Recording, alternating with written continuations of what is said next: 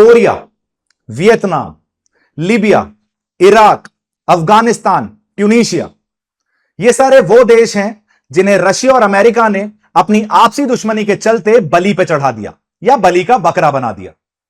अब इन देशों में एक और नाम जुड़ चुका है जिसे हम बोलते हैं सीरिया, जिसके प्रेसिडेंट बशर अल असद अपनी जान बचाकर सीरिया छोड़कर भाग चुके हैं। और एक और बात, दो बड़े देशों की कॉन्फ्लिक्ट में छोटा देश पिसता हुआ नजर आ रहा है। आज इस वीडियो के अंदर हम डिस्कस करने वाले हैं कि आखिर ये सीरियन सिविल वॉर जो चल रही थी, इसका प्रेजेंट टाइम्स में क्या रिपरकशन है, क्या इंपैक्ट देखने को मिलेगा, बशर अल असद का देश छोड़कर भागना किस तरीके से रीजनल स्टेबिलिटी, जियोपॉलिटिक्स को इंपैक्ट करता हुआ दिखेगा। चलिए शुरू करते हैं। इस वीडियो का अगर देखा जाए तो न्यूज में इस तरीके से इसे कवर किया गया है, जैसे ही Damascus is the capital of Syria, rebels ने डमस्कस को ओवरटेक कर लिया है, उसका कंट्रोल ले लिया है, जिसकी वजह से असद जो प्रेसिडेंट हैं सीरिया के, उन्हें भागना पड़ा है सीरिया से और उन्हें रशिया में असाइलम लेनी पड़ी है। वो रशिया में शरणार्थी बनकर रह रहे हैं। इससे पहले कि हम आगे बढ़ें और न्यूज में क्या चल रहा है, कौन छोड़कर भागा, आपको यह बात समझनी जरूरी है कि वैसे जब हम यूएस की पॉलिसी की बात करते हैं रिलेटेड टू दी जियोपॉलिटिक्स, तो यूएस हमेशा से अरब एक्सेप्शनलिज्म पे चलता हुआ दिखता है। अरब एक्सेप्शनलिज्म मतलब कि पूरी दुनिया में यूएस डेमोक्रेसी को प्रमोट करेगा लेकिन अरब कंट्रीज में प्रमोट नहीं करेगा। इस पॉलिसी को हम बोलते हैं अरब एक्सेप्शनलिज्म। इसका कारण है, यूएस के जियोपॉलिटिकल थिंकर्स का मानना है कि इस्लाम और डेमोक्रेसी साथ में नहीं चल सकते। लेकिन इन्हीं जियोपॉलिटिकल इंटरेस्ट को फुलफिल करने के लिए 2009-2010 में एक मूवमेंट स्टार्ट हुआ जिसे हम डेमोक्रेटाइजेशन मूवमेंट बोलते हैं, जो यूएस के अपने जियो स्ट्रेटेजिक इंटरेस्ट को अचीव करने के लिए शुरू किया गया था। शुरुआत हुई थी इसकी ट्यूनीशिया से, जिसे अरब स्प्रिंग का नाम दिया गया। बढ़ते बढ़ते लीबिया के बाद, इजिप्ट के बाद यह स्प्रिंग पहुंचती है सीरिया। लेकिन मेजॉरिटी ऑफ द थिंकर्स का मानना है कि इसका केवल नाम ही अरब स्प्रिंग है, यह अरब समर है, क्योंकि जिस भी देश में यह हो रही है उसकी हालत खराब हो जा रही है। लीबिया में 2011 में सिविल वॉर हुई, गद्दाफी को मार दिया गया, एसेसिनेट कर दिया गया। वो दिन है और आज का दिन है, तब से लेकर आज तक लीबिया जो है वो स्टेबलाइज नहीं हो पाया है। तो कहीं ना कहीं ये कहने को डेमोक्रेटिक रिवॉल्यूशन है, लेकिन इसमें बेसिकली यूएस अपने जियोपॉलिटिकल इंटरेस्ट अचीव करना चाहता है और अपनी प्रेजेंस अरब कंट्रीज में बनाना चाहता है। तो एक तो अरब एक्सेप्शनलिज्म के अगेंस्ट जाती हुई दिखती है ये पॉलिसी। दूसरी चीज, कहीं ना कहीं वैसे हम बोलते हैं कि 1991 में कोल्ड वॉर खत्म हो गई थी, लेकिन यह भी पता चलता है कि कोल्ड वॉर अभी खत्म नहीं हुई है। एक उसका 2.0 वर्जन देखने को मिलता है, जिसमें आपको डायरेक्ट प्रॉक्सी वॉर देखने को मिल जाती है, चाहे वो यूक्रेन हो, चाहे वो पैलेस्टीनियन इशू हो, चाहे वो सीरियन वॉर हो, या वो दुनिया में कहीं भी वॉर हो जहां यूएस खड़ा मिलेगा, उसके अगेंस्ट आपको रशिया खड़ा हुआ अपने आप दिख जाएगा। अब बैक टू द टॉपिक, आखिर इस सीरिया के अंदर क्या चल रहा है जिसकी वजह से ये इतना न्यूज में देखने को मिल रहा है हमें। जैसा मैंने आपको बताया, बशर अल असद की रेजिम को उखाड़ कर फेंक दिया गया है।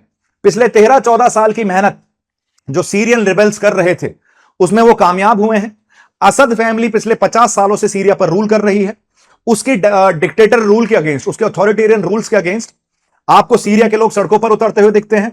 उनको आर्म्स प्रोवाइड कराता है यूएस, और वो सीरियन गवर्नमेंट या असद के अगेंस्ट अपनी एक सिविल वॉर स्टार्ट कर देते हैं। यह सिविल वॉर 2011 में स्टार्ट हुई, 2016 में थोड़ा सा पॉज आया, 2020 में टर्की के साथ एक डील साइन की गई जिसमें इदलिब वाला रीजन जो है वो असद की कंट्रोल से थोड़ा बाहर होता हुआ दिखता है। लेकिन मोस्ट इंपॉर्टेंट हुआ अब 2024 में। जो सबसे इंपॉर्टेंट बात हुई वो है 2024 में हुई बात, जिसमें बशर अल असद को फाइनली हटा दिया गया है और वो देश छोड़कर भाग चुके हैं और रशिया में अपना असाइलम ले चुके हैं। तो हम इसलिए बोल रहे हैं this marks a major geopolitical shift, जिसकी वजह से ईरान और रशिया का जो इंफ्लुएंस है मिडिल ईस्ट में वो भी कम होता हुआ दिखेगा। कैसे कम होता हुआ दिखेगा वो हम इस वीडियो में आगे देखेंगे। चलिए आगे बढ़ते हैं। इस तरीके से न्यूज कवर की गई है। सबसे पहले ये जो स्टेटमेंट आपको देखने को मिल रहा है, ये कहीं ना कहीं हिस्टोरिकल एस्पेक्ट बताने की कोशिश करेगा। The statement says the fall of Bashar al Assad's regime in Syria marks a pivotal movement in the Middle east.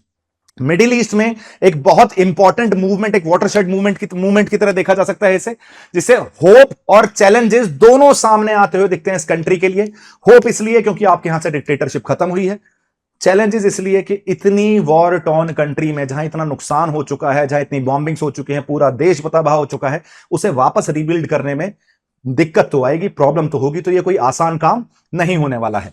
अभी जो जीत है वो केवल आधी है, आधे से ज्यादा काम अभी आगे पड़ा हुआ है। After over a decade of civil war, which devastated cities, displaced millions, and caused significant loss of life, the task ahead for Syria's new leadership is daunting. काफी डिफिकल्ट टास्क है। देखो, सीरियन इमिग्रेशन क्राइसिस किसी से नहीं छुपा है। आपको उस 3 साल के बच्चे की इमेज याद होगी जिसकी डेड बॉडी हमें समुद्र में मिली थी। यह भी सीरियन रिफ्यूजी क्राइसिस का ही रिजल्ट था। यह भी उस सो कॉल्ड अरब स्प्रिंग का रिजल्ट था जिसकी वजह से इतने सारे लोगों को माइग्रेट करना पड़ा। एक छोटी सी बोट में बैठ के उन्हें मेडिटेरेनियन क्रॉस करनी पड़ी। कुछ जिनकी किस्मत अच्छी थी, जिनके ऊपर भगवान का हाथ था, वो बच गए। जिनकी किस्मत उतनी अच्छी नहीं थी, उन्हें अपनी जान देनी पड़ी। तो ह्यूमन राइट्स का जिस लेवल पे वायलेशन हुआ है पिछले 13-14 सालों से सीरिया के अंदर, उसको भगवान करे दोबारा हमें कभी देखने की जरूरत ना पड़े। आगे देखते हैं सीरिया की जो न्यू लीडरशिप है। अब बशर अल असद तो जा चुके हैं, अब एक नई लीडरशिप आएगी सीरियन रिबेल आर्मी की, which would be supported by US. तो इनके सामने क्या क्या चैलेंजेस देखने को हमें मिल सकते हैं। सबसे पहली चीज है कि किस तरीके से ये इस देश को यूनाइटेड रख पाएंगे और किस तरीके से उन पार्टीज के साथ रिकंसिलिएट कर पाएंगे, बार्गेन कर पाएंगे जो उसी देश के अंदर रह के कुछ अलग डिमांड्स कर रही हैं, जैसे कर्ड्स, जैसे सुन्नीस। तो हमें यह देखने को मिल रहा है कि इस डिवाइडेड कंट्री को यूनिफाई करना सबसे पहला और सबसे मेजर टास्क है। दूसरी चीज, इतने सारे फैक्शंस जो एग्जिस्ट कर रहे हैं सीरिया के अंदर। मैंने अभी आपसे बताया Syria is a Shia country. तो जो सुन्नी अरब्स रह रहे हैं सीरिया के अंदर, जो कर्ड्स रह रहे हैं और जो बाकी माइनॉरिटी ग्रुप्स रह रहे हैं, इनकी भी सर्टेन डिमांड्स हैं, उनको भी एक्नॉलेज करना जरूरी होगा। और ये आसान नहीं रहने वाला है क्योंकि कर्ड एक सेपरेट एंटिटी मानता है कुर्दिस्तान की तरह। सुन्नी किसी भी तरीके से शिया के अंडर रहने के बाद अपनी राइट्स के प्रोटेक्शन की डिमांड करेंगे। सऊदी जैसी कंट्रीज उन्हें सपोर्ट भी करती हुई दिखेंगी। तो नई रजीम के लिए चीजें आसान नहीं रहने वाली हैं। कहीं ना कहीं जो सेक्टेरियन टेंशंस हैं, जो इतने सारे सेक्शंस आपको एग्जिस्ट करते हुए दिख रहे हैं, इनके बीच में जो टेंशंस हैं, उन्हें दूर करने के लिए भी एक बहुत बेहतर रिकंसिलिएशन टेक्निक चाहिए, बहुत बेहतर एक बार्गेनिंग टेक्निक चाहिए, जिससे विन विन सिचुएशन पर पहुंचा जा सके, मिडिल ग्राउंड पर पहुंचा जा सके और किसी को ऐसा ना लगे कि उसके साथ गलत हुआ है। और ऐसा कर पाना यह खुद में ही बहुत बड़ा टास्क है। दूसरी चीज, कंट्री को रीबिल्ड करना। पिछले 14 सालों से जो कंट्री वॉर झेल रही है, जिसके शहर तबाह कर दिए गए, बॉम्बिंग की गई, उसे वापस रिबिल्ड करना आसान नहीं होगा। पैसे की बात नहीं है, इंटेंशन की भी बात है। क्या आपके पास इतनी पॉलिटिकल विल है कि इतनी बर्बाद कंट्री को वापस से आप खड़ा कर पाओ? हर कोई जापान तो नहीं होता। तो देखते हैं दूसरा हमारे पास इशू क्या है। जो मैसिव रिकंस्ट्रक्शन चाहिए सिटीज का, क्योंकि इंफ्रास्ट्रक्चर पूरी तरीके से बर्बाद हो चुका है सिविल वॉर में, यह एक मेजर टास्क है। दूसरा, इकोनॉमी को कैसे रिवाइटलाइज करोगे, क्योंकि पूरी तरीके से जब वॉर टॉर्न कंट्री तो इन्वेस्टमेंट तो आ नहीं रहे थे, इकोनॉमिक एक्टिविटीज ठप पड़ी थी। अब वापस से क्या करना पड़ेगा, उन्हें इनिशिएट करना पड़ेगा। तो जो रिवाइटलाइज करना है इकोनॉमी को, यह भी बहुत इंपॉर्टेंट है, जिसमें आपको बिलियंस ऑफ इन्वेस्टमेंट की जरूरत पड़ेगी, एड की जरूरत पड़ेगी। और जिसके लिए आप वेस्टर्न इंस्टीट्यूशन की तरफ देखोगे, पैसा फेंको तमाशा देखो, वो आपको पैसा देंगे। इसका मतलब आपके देश के अंदर इंटरफेयर करने की भी कोशिश करेंगे। तो इससे भी बचने की जरूरत है। जब रीबिल्डिंग की बात की जाए तो सोवरेनिटी क्या मेंटेन कर पाएगी न्यू गवर्नमेंट, यह भी एक बहुत बड़ा सवाल है। ह्यूमैनिटेरियन क्राइसिस, इस सिविल वॉर के चलते, जैसा मैंने आपको बताया, एक मेजर ह्यूमैनिटेरियन क्राइसिस आया था, एक मेजर रेफ्यूजी क्राइसिस आया था, जिसमें मिलियंस ऑफ रेफ्यूजीज मूव कर गए थे, डिस्प्लेस हो गए थे और मिडिल ईस्टर्न कंट्रीज में जाके बस गए थे, जैसे टर्की, लेबनान और जॉर्डन में। आज की डेट में बहुत सारे सीरियन नेशनल्स जो हैं वो इन तीनों देशों में बसे हुए दिखते हैं। यूरोप की तरफ भी कुछ लोग मूव कर चुके हैं। तो इनको वापस से रीयूनाइट कर पाना, रिहेबिलिटेट कर पाना एक बड़ा टास्क रहने वाला है। कहीं ना कहीं इनको बेसिक सर्विसेज प्रोवाइड कराना, हेल्थ केयर प्रोवाइड कराना और शेल्टर प्रोवाइड कराना, यह बहुत इंपॉर्टेंट रहने वाला है। और यह उनके लिए ज्यादा इंपॉर्टेंट रहने वाला है जो सीरिया के अंदर ही अपना घर छोड़ चुके हैं। फॉर एग्जांपल, हमारे देश में कश्मीरी पंडित, जैसे जो अपना घर छोड़ छोड़ के इंटरनली डिस्प्लेस्ड पर्संस हैं, उनको भी कैसे, किस तरीके से आप बेसिक नीड्स उनकी पूरी करोगे, यह भी एक बहुत बड़ा टास्क रहने वाला है प्रेजेंट लीडरशिप के लिए, जो प्रेजेंट में असद को हटाने के बाद दमस्कस में बैठी हुई दिखती है। Other than that, political stability maintain करना। देखो, एक ऐसी गवर्नमेंट बनाना जो सारे फैक्शंस को, सारे सेक्शंस को रिप्रेजेंट करे और एक ऐसी चीज की तरफ काम करे जिससे लॉन्ग टर्म स्टेबिलिटी आप मेंटेन कर पाओ। तो मैंने अभी आपको बताया, मल्टीपल फैक्शंस हैं, मल्टीपल माइनॉरिटी ग्रुप्स हैं, तो उनकी सर्टेन एस्पिरेशंस होंगी। तो हमें कुछ इस तरीके से काम करना है। सबसे बड़ी चीज रहेगी कि इतने सेक्शंस होने के बावजूद अगर आप पॉलिटिकल स्टेबिलिटी मेंटेन करना चाहते हो इन अ स्टेट जहां इस्लामिक रेडिकलाइजेशन भी है, जहां सेसेशनिस्ट कर्डिश मूवमेंट भी है, जहां टर्की अपनी एक अलग नजर गड़ाए बैठा है, जहां रशिया अलग से देख रहा है आपको, जहां यूएस एक अलग पर्सपेक्टिव के साथ आपसे उम्मीद करता है, तो ये चीजें आसान नहीं रहने वाली हैं। साथ के साथ ये जो ट्रांजिशन होगा from a dictatorship to a democracy, ये कोशिश करनी चाहिए किस तरीके से ये इंक्लूसिव पॉलिटिकल सिस्टम बना के किया जाए, किस तरीके से फ्री एंड फेयर इलेक्शंस वहां कंडक्ट कराए जाएंगे, ये भी एक बहुत बड़ा टास्क रहने वाला है प्रेजेंट सीरियन लीडरशिप के पास। सिक्योरिटी सिनेरियो बिगड़ सकता है काफी ज्यादा, कारण क्योंकि जो ऑलरेडी आर्म्ड ग्रुप्स हैं, सिविल वॉर चल रही थी तो आर्म्स का जो सर्कुलेशन है वो सीरिया के अंदर काफी ज्यादा देखने को मिलता है, स्पेशली इंसर्जेंट्स और जिहादिस्ट फैक्शंस के पास। जिहादिस्ट फैक्शंस कौन से हैं? जो फंडामेंटलिस्ट ग्रुप हैं, जो एक्सट्रीमिस्ट ग्रुप हैं। ये कौन से ग्रुप्स होते हैं? फंडामेंटलिस्ट हम उन्हें कहते हैं जो लकीर का फकीर होते हैं। सामने किताब में लिखा है जी ऐसा करना है तो मतलब ऐसा ही करना, खुद की बुद्धि का इस्तेमाल नहीं करना है। इन्हें हम फंडामेंटलिस्ट ग्रुप्स बोलते हैं। Generally majority of the extremist groups are fundamentalist groups. तीसरी चीज, साथ के साथ इसमें अगर दूसरे पॉइंट और डिस्कस किया जाएगा तो जो आर्मी, जो ऑलरेडी जितने भी मिलिशियाज घूम रहे हैं, जितने भी ग्रुप्स घूम रहे हैं, जितने भी इंसर्जेंट्स ग्रुप्स आपको देखने को मिलते हैं सीरिया के अंदर, उन्हें किस तरीके से डिसार्म किया जाएगा और किस तरीके से जो टेरिटरीज असद लूज कर चुके थे उन्हें वापस किस तरीके से रीगेन किया जाएगा, यह भी एक बहुत बड़ा टास्क है। और यह देखने के लिए हमारी नजरें रहेंगी कि किस तरीके से जो न्यू लीडरशिप है सीरिया की वो फंक्शन करती हुई दिखती है। अगर इंटरनेशनल रिलेशंस की बात की जाए, सीरिया एक ऐसे मोड़ पे खड़ा है जहां उसकी जियोपॉलिटिकल पर्सपेक्टिव ठीक कर पाना बहुत मुश्किल है। कारण क्योंकि फॉरेन पावर्स के साथ उसे रिलेशनशिप मेंटेन करने पड़ेंगे, लेकिन अब ये काफी ज्यादा कॉम्प्लिकेट हो जाएगा। कारण क्योंकि जिन्होंने असद को सपोर्ट किया था जैसे रशिया और ईरान, और कुछ लोग ऐसे थे जिन्होंने इन्हें सपोर्ट किया था जैसे टर्की और यूएस, इन दोनों के बीच में रिलेशनशिप को बैलेंस करने की कोशिश करनी पड़ेगी। नई जो रजीम आई है सीरिया के अंदर, जो एक आसान काम नहीं होने वाला है। डिप्लोमेटिक प्रेशर से बचना पड़ेगा और एक्सटर्नल इंटरवेंशन से बचना पड़ेगा, जो सीरिया के अंदर आपको इंटरफेयर करते हुए दिख सकते हैं in the name of rebuilding process. मतलब यूएस का इंटरफेरेंस देखने को मिल सकता है, ईरान का इंटरफेरेंस देखने को मिल सकता है, रशिया का इंटरफेरेंस देखने को मिल सकता है, टर्की का इंटरफेरेंस देखने को मिल सकता है। तो इन सब प्रॉब्लम से कैसे नेविगेट करते हुए आप बाहर निकलोगे, एक proper channel, diplomatic channel maintain कर पाओगे जिससे सारे रिलेशंस बैलेंस हो पाए, यह भी एक बहुत बड़ा टास्क रहने वाला है सीरियन गवर्नमेंट के सामने। अगर रीजनल पावर्स के ऊपर इंप्लीकेशन देखा जाए, जैसे सबसे बड़ा इंपैक्ट हमें होता हुआ दिखेगा रशिया को, क्योंकि अब तक 2011 के बाद से बशर अल असद अगर आपको सीरिया में बैठा हुआ दिख रहा था तो उसके पीछे कारण था रशिया। रशिया कंप्लीटली उसे सपोर्ट करता हुआ दिख रहा था, लेकिन आज रशिया अपनी एक वॉर में उलझा हुआ है, इस वजह से पूरी तरीके से वो सीरिया को सपोर्ट नहीं कर पाया और उसका खामियाजा आपको देखने को मिल रहा है कि असद रेजिम गिर चुकी है, असद जी देश छोड़कर भाग चुके हैं। बोलते हैं ना, डिक्टेटर चाहे कितना भी पावरफुल हो, लेकिन अंत हमेशा उसका बुरा ही होगा। ये एक और हमें एग्जांपल देखने को मिला है। अगर रशिया के ऊपर इंफ्लुएंस देखा जाए तो स्ट्रेटेजिक इंफ्लुएंस जो है रशिया का रीजन से वो कम होता हुआ दिखेगा। रीजन बीइंग, सीरिया के अंदर जो रशिया का नेवल बेस था टाटस के अंदर, अब रशिया की जो रीजनल लेवरेज थी वो कहीं ना कहीं कम होती हुई दिखेगी, क्योंकि उसका कंट्रोल उसके ऊपर से कम होता हुआ दिखेगा।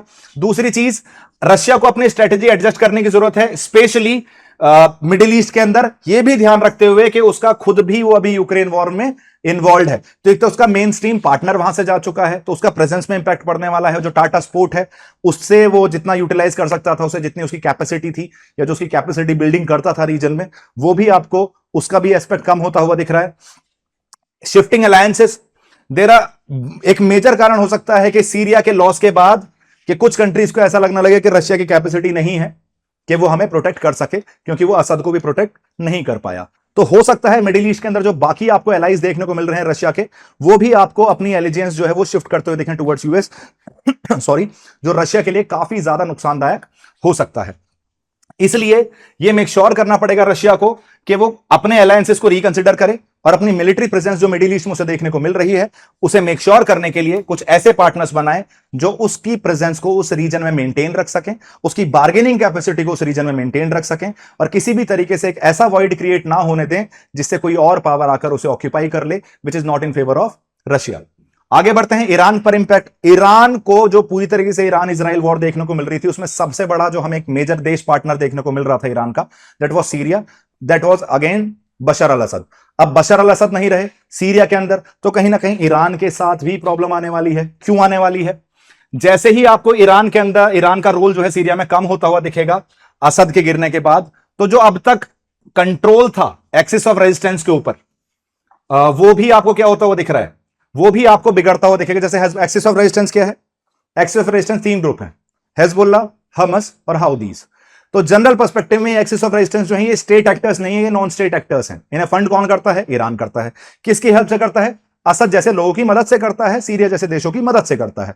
सीरिया में असद का हटना कहीं ना कहीं जो कंट्रोल आ रहा था एक्सिस ऑफ रेजिस्टेंस के ऊपर, उसकी उसमें एक गिरावट लाते हुए आती हुई दिखेगी, उसका सपोर्ट कम होता हुआ दिखेगा। ईरान जो है वो वीक पड़ता हुआ दिखेगा, क्योंकि सीरिया का सपोर्ट अब उसके पास नहीं बचा है। तो मतलब इजराइल के लिए खुशखबरी है, लेकिन ईरान के लिए थोड़ा सा दुख की बात है। आर्म सप्लाई में डिसरप्शन देखने को मिल सकता है। आर्म सप्लाई में क्या डिसरप्शन देखने को मिलेगा कि अब जो सीरिया से आपको हिजबुल्लाह टाइप लोगों को आर्म सप्लाई होते हुए दिखते थे, हमस जैसी ऑर्गेनाइजेशंस को आर्म सप्लाई होते हुए दिखते थे, हाउदीज जैसी चीजों ऑर्गेनाइजेशंस जो हैं उनको आर्म सप्लाई होते हुए दिखते थे, उसमें भी आपको गिरावट देखने को मिलेगी। उसकी एबिलिटी आपको लिमिट होती हुई दिखेगी, उस पर कहीं ना कहीं हिंड्रेंस आती हुई दिखेगी, क्योंकि ना आपकी फाइनेंशियल कैपेसिटी बची है, ना ही आपकी इंप्लीमेंटेशन कैपेसिटी बची है, क्योंकि आपका एक मेजर साथी आज देश छोड़कर भाग चुका है। स्ट्रेटेजिक सेटबैक है, रीजनल इन्फ्लुएंस में एक मेजर लॉस है ईरान के लिए। कहीं ना कहीं ईरान की पोजीशन जो है मिडिल ईस्ट के अंदर एज अ शिया लीडर, वो भी कमजोर होती हुई दिखेगी। जो सऊदी के साथ उसकी कंटिन्यूसली टसल चलती है, उसमें सऊदी के लिए फायदा है। असद जैसे लोग अगर सीरिया छोड़कर भाग रहे हैं, इसका मतलब ईरान का कंट्रोल जो है सीरिया के ऊपर से वो कम होता हुआ दिख रहा है, और ओवरऑल जो इन्फ्लुएंस है उसका इस रीजन के ऊपर, वो भी आपको डिमिनिश होता हुआ दिखेगा। अगर टर्की और यूएस की बात करें कि टर्की में क्या देखने को मिल सकता है, टर्की में एक मेजर शिफ्ट देखने को मिल सकता है रीजनल अलायंसेस में। The reason being, Syrian rebels के जीतने की वजह से जो टर्की की जरूरत है रिबेल फैक्शंस को सपोर्ट करने की, वो खत्म हो चुकी है। Turkey was also against Bashar al Asad. आज की डेट में पूरी तरीके से वो सीरियन रिबल्स को टर्की सपोर्ट करता हुआ आया था, लेकिन अब सीरियन रिबल्स क्या है, वहां पावर में जाके बैठ चुके हैं, तो उसे सपोर्ट करने की जरूरत नहीं है। अब वो क्या करेगा, वो इन चीजों पे फोकस कर सकता है कि किस तरीके से सीरिया को वापस रिकंस्ट्रक्ट किया जाए, किस तरीके से उस रीजन में स्टेबिलिटी लाई जाए, क्योंकि सीरिया के अंदर स्टेबिलिटी आने के लिए आने से टर्की के लिए भी फायदा होगा, क्योंकि अगर बॉर्डर आपके डिस्टर्ब दिखते हैं तो आपको एक मेजर इमिग्रेशन क्राइसिस देखने को मिलता है, जो आपकी कंट्री के लिए भी एक मेजर थ्रेट बन सकता है। फॉर एग्जाम्पल, रोहिंग्या क्राइसिस की वजह से हमारे यहां एक क्राइसिस, रोहिंग्या क्राइसिस इशू आ गया।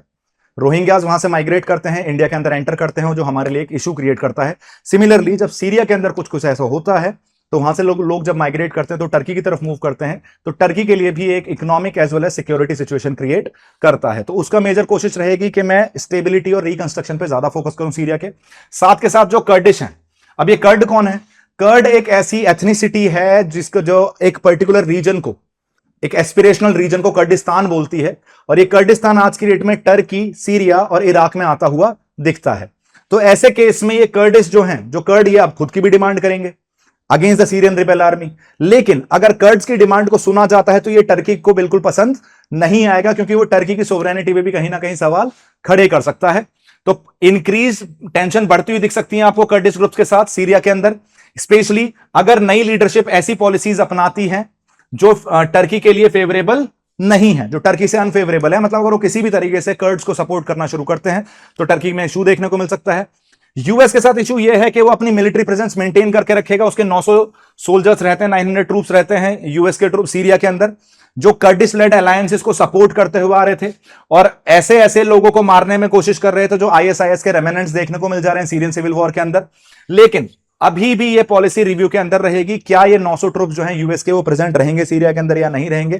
तो उनकी मिलिट्री प्रेजेंस में आपको एक इंपैक्ट देखने को मिल सकता है। रीजनल स्टेबिलिटी पे आपको इंपैक्ट होता हुआ देखेगा। था रीजन बीइंग कि यूएस इन्वॉल्वमेंट की वजह से ट्रांजिशन के बाद आप सिक्योरिटी कंसर्न और ह्यूमैनिटेरियन पर्सपेक्टिव को बैलेंस करने की कोशिश तो करोगे, लेकिन डिप्लोमेटिकली हर देश के साथ अपने रिलेशन मेंटेन नहीं कर पाओगे। अगर आप यूएस इंटरफेरेंस अलाउ कर रहे हो तो इसका मतलब आप रशिया से दूर भाग रहे हो, आप ईरान से दूर भाग रहे हो, जबकि आपको उनके साथ भी रिलेशन मेंटेन करने की कोशिश करनी चाहिए, साइड चूज नहीं करनी चाहिए। तो यूएस को भी कहीं ना कहीं मेक श्योर करना पड़ेगा कि without harming the interest of Syria और without making the situation much worse, already काफी वर्स है वो, तो इसलिए यूएस को भी थोड़ा सा कॉशियसली आगे बढ़ना चाहिए, जिससे अगेन वो एक और कारण ना बन जाए एक और ग्लोबल कॉन्फ्लिक्ट का, एक और ग्लोबल वॉरफेयर का।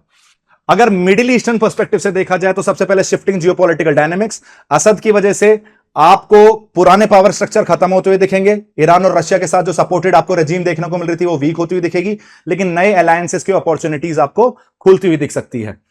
देखो, पीस भी आ सकता है या फ्यूचर में चीजें और ज्यादा बिगड़ भी सकती हैं। या तो ऐसा होगा कि डिस्टेबलाइज्ड है रीजन ऑलरेडी गाजा वॉर की वजह से, तो क्या पता अभी भी स्टेबलाइजेशन केवल एक सपना ही रह जाए सीरिया के अंदर, even after taking over by Syrian rebel forces. अभी भी ये उम्मीद करना कि पूरी तरीके से पीस आ पाएगा, ये थोड़ा सा एग्जेजरेटेड एक्सपेक्टेशन हो जाएगी।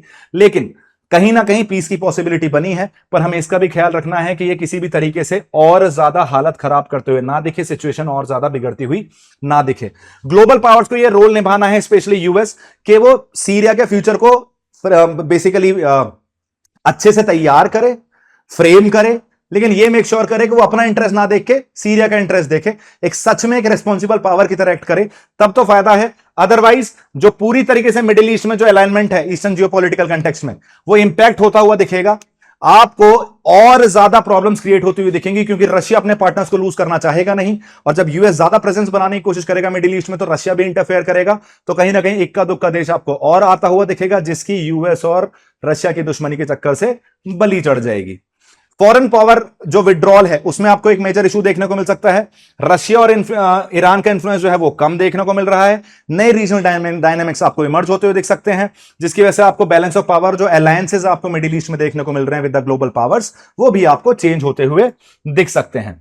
आई गेस इस वीडियो को देखने के बाद आप एक्चुअली समझ गए होंगे कि क्या क्या प्रॉब्लम्स हैं, किस किस तरीके से अलग अलग कंट्रीज को ये जो भागना है असद का, ये जो फ्ली करना है असद का, किस तरीके से इंपैक्ट कर सकता है। इन सारी इंफॉर्मेशन को ध्यान में रखते हुए आपके सामने एक क्वेश्चन है, please try to attempt it. The question is, after over a decade of civil war, the fall of Bashar al Assad's regime in Syria has led to significant shift in the geopolitical landscape of the Middle East. Analyze the challenges faced by Syria's new leadership in ensuring stability and rebuilding the country. Discuss the implications of this change for the key regional powers, including Russia, Iran, and Israel, and the broader Middle Eastern political order. 250 words में इसे attempt करने की कोशिश कीजिएगा। That's all from my end. Subscribe to our YouTube channel, that is Chahal Academy. Thank you so much, guys, and have a good day.